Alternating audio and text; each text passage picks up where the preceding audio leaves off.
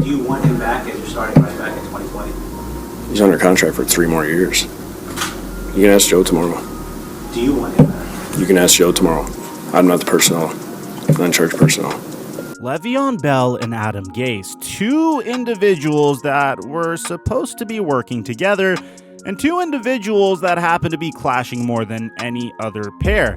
Adam Gase is a so-called offensive mastermind, captaining a remarkable 2013 and 2014 Denver Broncos offense, and he clearly did that all by himself. It had nothing to do with the fact that the Denver Broncos signed a Hall of Fame quarterback to assist him. That was all Adam Gase. He then moved on to the Chicago Bears for the 2015 season, and for some reason they finished with the 23rd best offense out of 32 NFL teams. And then after that, the Miami Dolphins decided to hire him as a head coach, moved on from him after he had 23 wins and 25 losses in total, and the New York Jets opted to sign him as their head coach. And the New York Jets clearly brought him in just because they wanted him to spur Sam Darnold's development, because, well, if you ask me, Sam Darnold and Jay Cutler, there's a lot of similarities there. Both have great arms, both are kind of gunslingers, both throw a lot of interceptions, but both also have tremendous potential. Both even have a similar temperament, but that's not what this video is about. This video is about how the New York Jets and Adam Gase might be lying to us about the Le'Veon Bell situation. So what's going on, guys? Your boy Mike here with another video, and guys, I'm on 4 hours of sleep. I think this is like my 4th video in the past day, which is fine by me. Just do your boy a favor. Sack that like button for the YouTube algorithm like you're DeMarcus Lawrence or JJ Watt, just until it turns blue like the quarterback that they end up sacking. Once you've done that and you've realized that you've been on multiple amounts of my videos due to YouTube recommendations, take a moment to consider subscribing, because there's going to be a point where YouTube stops showing you my NFL news content and my NFL analysis content. And, well, I'd like you to be a part of Mike Mafia, and I'm sure all the other members of Mike Mafia would agree. Finally, if you've been subscribed for a while, but you've noticed that you may not be getting the notification for all my videos, take a moment to hit that notification bell, because unfortunately we do murder documentaries on this channel, and those get demonetized. And when you get a lot of your videos demonetized, YouTube decides that the channel is no longer a good channel to generate ad revenue, and they stop recommending that channel to their own subscribers. So we could beat that if you hit that notification bell. I also live stream on Twitch. I'm going to be live streaming after this on twitch.tv/FlightMike. A link to that's in the description down below. Now that we got all that out of the way, break!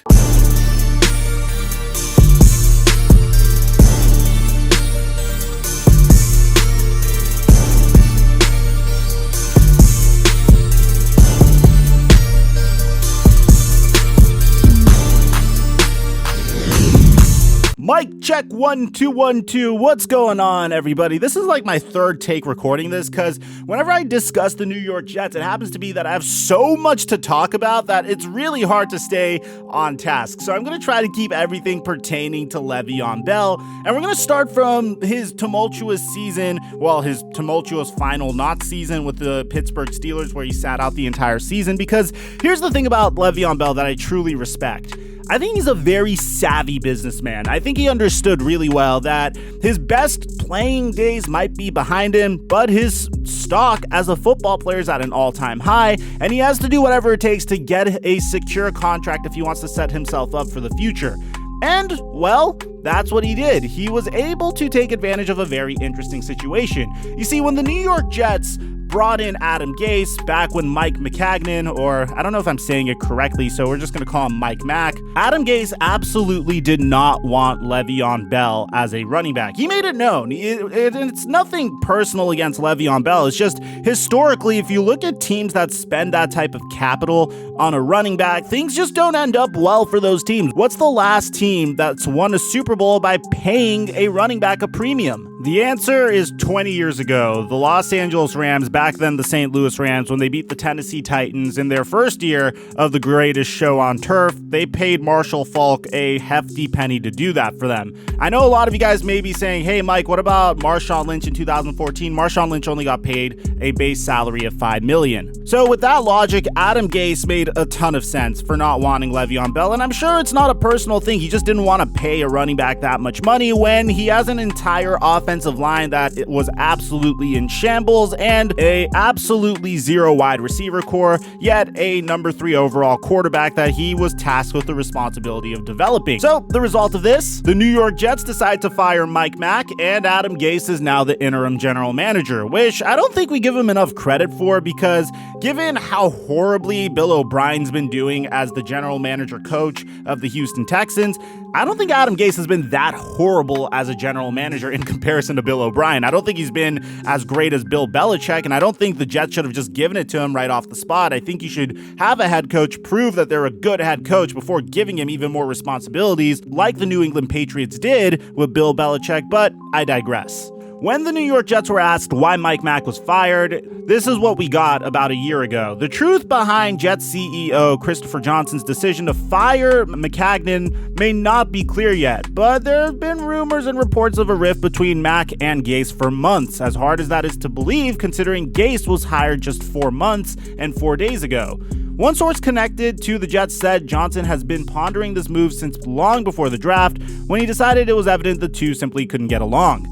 He had apparently sensed friction almost from the start. Well, as you move on, you also see this incredible quote that I showed you at the very beginning of the video, where Adam Gase was asked on December of 2019 whether or not he wanted Le'Veon Bell back next year. And, well, he didn't really seem the most supportive of his running back, and Le'Veon Bell tweeted this in response. And, well, I'm sure that you guys understand how Le'Veon Bell's first year in New York went, because in Le'Veon Bell's first season in New York, after playing 15 games, he had 245 rush attempts for 789 yards, which is absolutely atrocious for him, 3 touchdowns, and for receiving, he had 78 targets, 66 receptions, and 461 yards. He was able to accumulate 1,250 yards from scrimmage. This is absolutely atrocious for Le'Veon Bell. That's a 3.2 yards per carry average, and to give you an idea, in his final season at Pittsburgh, he had a 4 yards per carry average, and the year before, he had a 4.9 yards per carry average. Well, in the offseason, there were some more dramatic moments between Adam Gase and Le'Veon Bell, mainly to do with Le'Veon Bell's hamstring. You see, during a scrimmage in the offseason, Adam Gase would remove Le'Veon Bell from a recent scrimmage, explaining that Le'Veon Bell had hamstring tightness. Le'Veon Bell then said on Twitter that there's nothing wrong with his hamstrings. The result of this was Adam Gase and Le'Veon Bell speaking to each other for a long time, with Adam Gase saying that I was caught off guard a little bit, but we had a good talk. I told him I felt our relationship was way better than him going on social media. Now, don't get it twisted, the entire situation's fairly weird. I myself as a fan can't tell if Adam Gase truly wants Le'Veon Bell or not, especially because Adam Gase tried to clarify his statements about the team not wanting Le'Veon Bell. It was more to do, and this is according to Gase, and you could tell me in the comment section if you think it's true or not, Adam Gase didn't think that the offense was good enough to justify a major investment in a running back, which should be the icing on the cake, not one of the first ingredients, which I agree. If you have a horrific offensive line, which the Jets did, and you don't really have Sam Darnold targeting a wide receiver primarily, then you should not try to invest in a running back until the offense is complete. It's not one of the first things you should do, and you should not pay him a major amount of money. As a matter of fact, that should be the last thing you do. Which brings me to Le'Veon Bell's first game, where he had 6 rushes for 14 yards, and, well, he was atrocious. He was able to go for 2.3 yards per carry, for those of you guys that can't do the math, and afterwards he was placed on injured reserve due to a hamstring issue. Which then brings me to my theory, because I can't help but feel like Adam Gase is trying to prove something here. In the gates waiting is the seemingly ageless Frank Gore. Do you want to know what happened the last time Frank Gore was in Adam Gase's offense 2 years ago? At the age of 35, he had 156 rush attempts for 722 yards, which is a 4.6 yard per carry average and 846 total yards from scrimmage. Now, look, I'm not about to say that Frank Gore is going to come in and lead the league in rushing at the age of 37, which, by the way, I'm really rooting for him to do so. I think that'd be the sickest thing I've ever seen in NFL history if he does. I don't think that's what's happening at all whatsoever. But what I think Adam Gase is trying to show the New York Jets CEO, and just the world for that matter, is that the New York Jets do not need Le'Veon Bell and they should try to cut him. I think Le'Veon Bell's good to go, but he's been so abysmal recently that there's no point in playing him. There's absolutely zero point in playing him, and I feel like they're using this hamstring tightness thing as a bit of an excuse so they could move on to someone else, at least briefly. That is my theory. Now, I could be 100% wrong. I could be some sort of maniac here, and I've had takes that have been wrong before. But I've had a lot of takes that have been right, and when you consider everything that has happened between Adam Gase and Le'Veon Bell, you just can't help but think that this could be a plausible scenario. So, comment section, let me know. Do you think I'm absolutely out of my mind? Or do you think Adam Gase is doing whatever it takes to push Le'Veon Bell out the door for once and for all? Let me know what you guys think in the comment section down below, because I'm your boy Mike, and I'm dropping our mic until our next upload.